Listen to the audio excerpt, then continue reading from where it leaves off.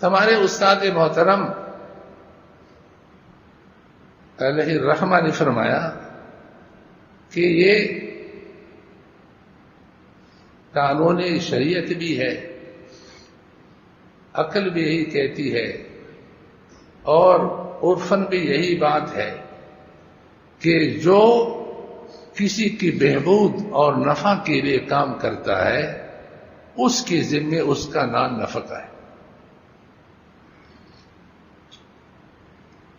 حکومت کا وزیر اعظم، وزیر اعلیٰ، صدر مملکت، یہ جتنے فوجی ادارے یہ عوام کی حفاظت کے کام میں مصروف ہے، اس لیے ان کا نان نفقہ عوام کی ذمہ ہے۔ آپ سے جو جائز ٹیکس، ناجائز تو جائز نہیں، اور یہ آپ کے ملک کے جو آپ کے مشترک املاک ہیں ان کی آمدن وغیرہ سے یہ سارے ادارے کھا رہے، سب آپ کا پیسہ کھا رہے اور آپ کی ذمہ ہے ان کا۔ اگر وہ آپ کو ماحول نہ دے کاروبار کے لیے تو آپ کاروبار کیسے کریں گے؟ اس نے امن قائم کیا، دشمن سے حفاظت کے لیے فوج رکھی، تو حکومت کی ذمہ داری ہے کہ وہ قوم کی حفاظت میں، قوم کی بہبود اور بھلائی کے کاموں میں دلچسپی رکھے، اور قوم کی ذمہ ان کا نان نفقہ ہے، اس لیے کہ انہوں نے اپنے اوقات قوم کے فلاح، بہبود اور نفع کے لیے وقف کیے۔ فرمایا علماء کی حکومت، وزیر اعظم، صدر مملکت ان حکمرانوں کے اوپر ہے، اگر ان کی رہنمائی میں حکومت چلائیں گے تو یہ اسلامی حکومت ہوگی اور سراسر خیر ہی خیر ہو، اس میں ذرہ برابر بھی شرم نہیں۔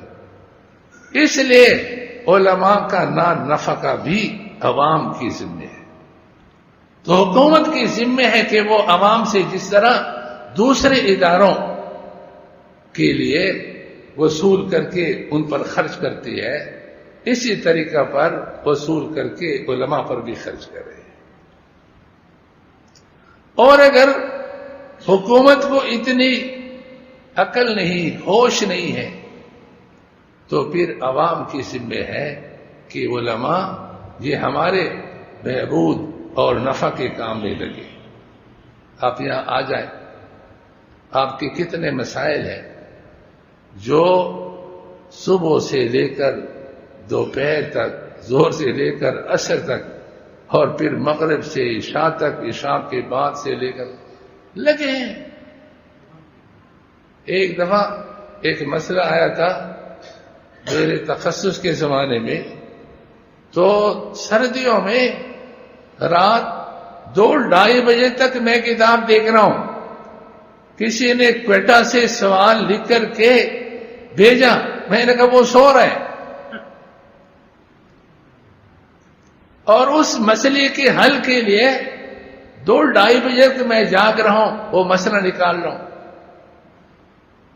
ایک شخص ہمارے استاد محترم کے پاس آئے اور کہا کہ میرے بیٹے نے بیوی سے کہا کہ تجھے طاق طلاق، طاق طلاق۔ اب اگر طاق اس لفظ سے بھی طلاق واقع ہو گئی تو 2 وہ اور 1 دفعہ طلاق 3 ہو گئی، ہمیشہ کے لیے حرام۔ اور اگر طاق سے طلاق واقع نہیں ہوتی اور آگے صرف طلاق سے 1 طلاق واقع ہو گئی تو رجوع کا حق حاصل ہے۔ اب کیا کیا جائے؟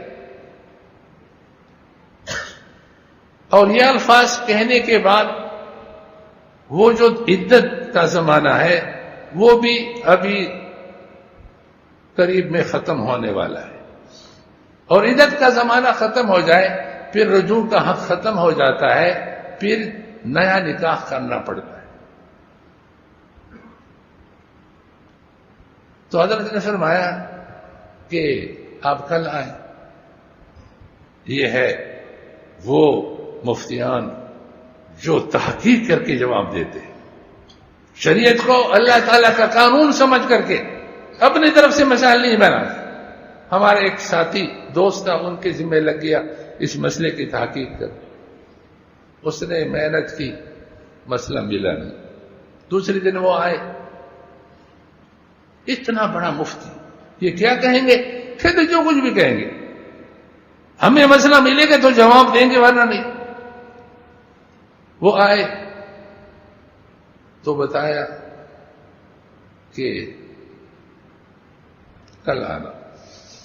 اس نے کہا حضرت ٹھیک ہے کل آنا.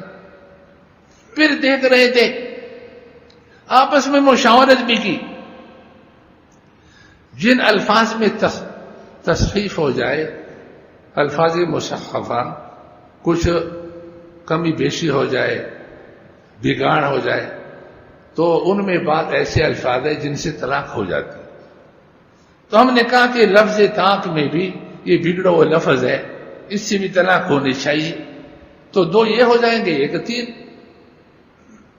حضرت نے بھی فرمایا کہ اس طرح ایک قانون تو ہے، لیکن یہ قانون یہاں پر بھی لگ رہا ہے نہیں لگ رہا. یہ ان الفاظ میں سے ہے جو بگڑے ہوئے ہیں اور اس کے ادا کرنے سے طلاق بھی واقع ہو جاتی ہے. اچھا، زیادہ رجحان حضرت کا ہے کہ طلاق ہونی چاہیے. اب ہم کہیں گے، اب وہ شخص آئے گا تو حضرت فرمایا کہ 3 طلاق کی واقع ہو گئی. وہ تیسری دن آیا، حضرت نے فرمایا کل پھر آ. انہوں نے کہا کہ حضرت وہ عدت کا زمانہ گزرنے والا. فرمایا دیکھو فقہ کرام رحم اللہ کو کیا معلوم تھا کہ ایک زمانہ آئے گا لوگ لفظ طاق سے بھی طلاق دیں گے، ہم دیکھیں گے. پھر وہ ہمارا جو دوست تھا وہ لگا ہوا. اللہ تعالیٰ حضرات فقہ کرام رحم اللہ کے درجات کو لوگ مان فرمائے. ہاں، جو لوگ کہتے ہیں ہم فقہ کو نہیں مانتے، جو فقہ کو نہیں مانتا سمجھو وہ شریعت کو نہیں مانتا. فقہ کے بغیر آپ مسائل حل ہی نہیں کر سکتے. اللہ پاک نے ان فقہ کرام رحم اللہ کو ایسی سمجھ، فہم، بصیرت عطا فرمائی تھی کہ ہم بیٹھ کر کے سالوں غور کریں اس نقطے تک نہیں پہنچ پاتے اور نہ پہنچ سکتے ہیں جس نقطے تک وہ منٹوں سیکنڈوں میں پہنچ جاتے. اللہ نے ایسی بصیرت. تو ایک کتاب ہے عالمگیریہ، اسی میں مسئلہ مل گیا. وَإِنْ قَالَ لِامْرَأَتِهِ أَنْتِ طَاق لَا يَقَعُ وَإِنْ نَوَى. اگر کسی نے بیوی سے کہا تجھے طلاق کی نیت بھی ہو تو بھی اس سے طلاق واقع نہیں ہوتی، تو بھی اس سے طلاق واقع. وہ جو الفاظ مصحفہ ہے ان میں یہ داخل، وہ قانون یہاں پر جاری نہیں. حضرت استاد محترم علیہ رحمہ کو بتایا گیا، اتنے خوش ہوئے. پھر فرمایا سنو، جب تک خوب تحقیق نہ کرو کسی کو جواب مت دو. کسی کو جواب مت دو. دیکھو تمہارا بھی ذہن تھا، میرا بھی رجحان یہی تھا کہ 3 واقع ہو گئی. اگر 3 کا فتویٰ دیتے خاندانوں میں جدائی ہوتی، ان کی جو اولاد ہے وہ دھر بدر ہوتی اور لڑائی جھگڑے کتنے فسادات ہوتے، اور یہ سب ہماری ناقص تحقیق کا نتیجہ ہوتا. شریعت نے ان کو ساتھ رہنے کی گنجائش دی ہے، راستہ دیا ہے. خوب تحقیق کر کے دو. وہ آئے، مسئلہ بتایا، لیکن 1 روپے بھی اس سے نہیں دی. یہ 3-4 دن جو محنت ہوئی، یہ اس مسلمان کے کام کے لیے، نفع کے لیے ہوئی نہیں. اور اس طرح محنتیں 1 دن نہیں. آپ حیران ہو جائیں گے حضرات فقہ کرام رحم اللہ کے فہم و بصیرت پر. یہاں پر اوپر کے کمرے میں میں بیٹھا تھا تو یہ جو ہمارے پاس فتویٰ سیکھنے کے لیے آتے ہیں تو زور کے بعد یہ پھر مسائل دکھاتے ہیں. تو ایک طالب علم آئے، انہوں نے کہا استاد جی ہمارے علاقے میں ایک جرگہ بیٹھا ہوا ہے اور نکاح کی مجلس ہے اور مسئلہ پیدا ہوا. کیا مسئلہ پیدا ہوا؟ مسئلہ یہ پیدا ہوا کہ ایک شخص نے بیوی کو 3 طلاق دی. 3 طلاق دینے کے بعد اس کی عدت ختم ہو گئی. اس نے جا کر دوسرے سے نکاح کی اور نکاح کرنے کے بعد رخصتی ہو کر اس کے ساتھ رات گزاری. صبح کو دوسرے شوہر نے اس کو طلاق دی. طلاق دینے کے بعد اس کی عدت گزر گئی. اب جب دوسرے سے نکاح ہوا اور عدت بھی ختم ہو گئی تب پہلے شوہر کے لیے اس کا نکاح کیا ہوا؟ جائز ہوا. اب پہلے شوہر کے ساتھ نکاح کے لیے مجلس بیٹھی ہے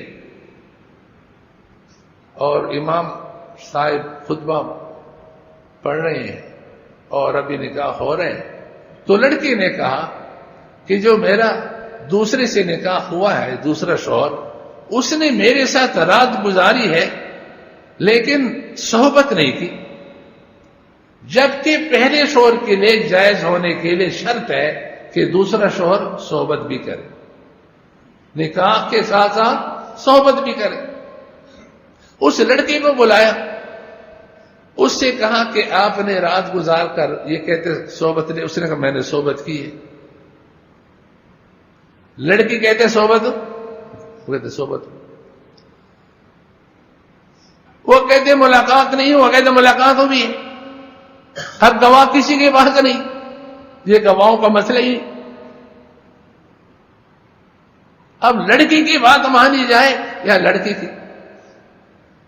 میں نے کہا تقریباً 30-35 سال سے فتوے کے میدان میں میں کام کر رہا ہوں, یہ پہلی بار یہ مسئلہ میرے سامنے آیا, اس سے پہلے کبھی آیا نہیں. اب مجھے تو معلوم نہیں ہے کہ لڑکی کی بات مانی جائے یا لڑکی کی مانی جائے. میں نے کہا ان سے کہو جرگہ ختم کرو, ہم یہ مسئلہ دیکھیں گے. تو احباب کے ذمہ لگایا, اللہ اکبر, اللہ کو پتہ تھا. حضرات فقہ کرام رحمہ اللہ نے اس مسئلے کی 4 صورتیں لکھی. کتنے لکھے؟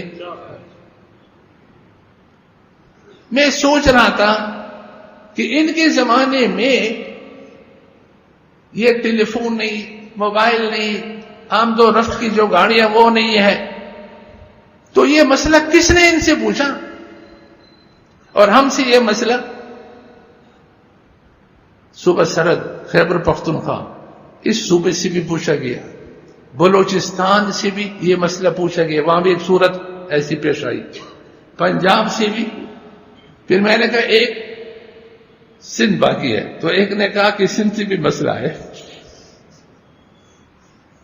میں نے کہا اللہ تعالیٰ کو پتہ تھا کہ مستقبل میں اس قسم کی صورتیں پیدا ہوں گی اور اس زمانے کے مفتیوں کو اس کا حکم معلوم نہیں ہوگا, وہ حل نہیں کر سکیں گے. اس لیے اللہ پاک نے فقہ کرام رحمہ اللہ کے ذہن میں ڈالا کہ اس پر بھی بحث کر کے اس کی صورت تفصیل سے لکھو اور حکم لکھو.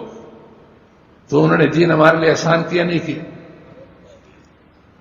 4 صورتیں انہوں نے بیان کی ہیں, اور ہمارے جتنے بھی اردو فتاوی ہیں علماء جو آئے, دیکھو کسی اردو فتاوی میں آپ کو یہ سوال نہیں ملے گا.